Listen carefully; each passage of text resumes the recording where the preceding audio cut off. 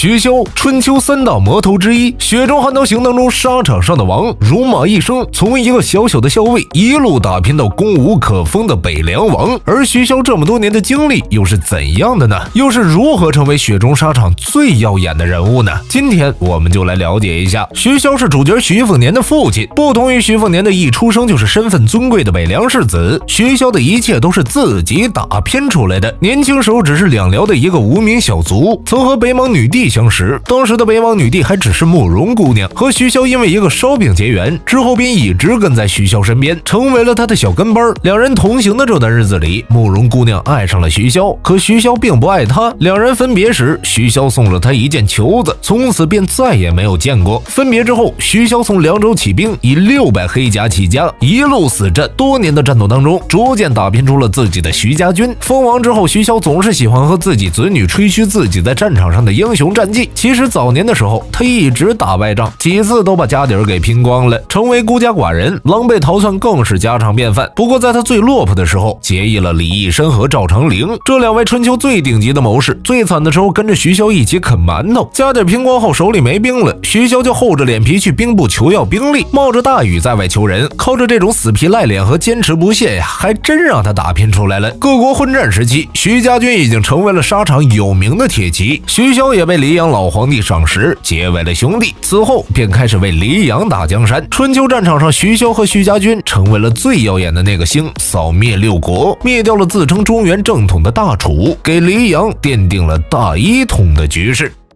徐骁当年带着一帮老兄弟从锦州出来去打一场大战，却被黎阳的一位校尉给害惨了。这位校尉名叫蔡清河，在官场上攀爬多年，手段阴狠，害人无数。原本和徐骁说好的2支兵马共进退，结果却变卦，眼睁睁地看着徐骁的800人硬扛对方的2000人，他手下的1000余人没有一人投入战场。徐骁手下800多位，最后死的只剩下40几人。这位校尉事后还让人带话给徐骁，说他宁愿不要军功，也不想看到徐骁上位。徐骁一气之下，带着剩下的40位兄弟杀到了他家，将他给捆成粽子带到了院子中。这样一位冷血无情的枭雄人物，死前跪在地上，哭着求徐骁放过他的家人，说自己自愿领死。徐骁没答应，或许他心中是想答应的，但他身后还站着40位兄弟，不这么做的话，以后还会有第2个、第3个蔡清河跳出来害他和他的兄弟。于是当着蔡清河的面，将他一家老小30几口全部一刀毙命。徐骁的威望都是在战场上杀出来的，每次大战必身先士卒，他的战功和威望都是用命换来的。虽然失败很多次，但他屡战屡败，从不怯战，没有大战必是死战。春秋时期的4大名将，就他徐骁最不怕死，最不要命，被誉为兵圣的叶白魁，生平百战百胜，但是他只输了1场便亡了国。而另一位名将东岳驸马王遂，虽然一生未尝败绩，却在最后被夺了权。而顾建堂则是在天下局势初定的情况下，灭了2个无足轻重的小国，所以4大名将只有徐骁笑到了最后。徐骁马踏春秋，先后灭掉了6国。在大楚被灭国后，徐骁被封为黎阳大柱国，随后又被封为北凉王，统领北凉3州之地。黎阳赵氏能够一统天下，徐骁居功至伟，攻无可封。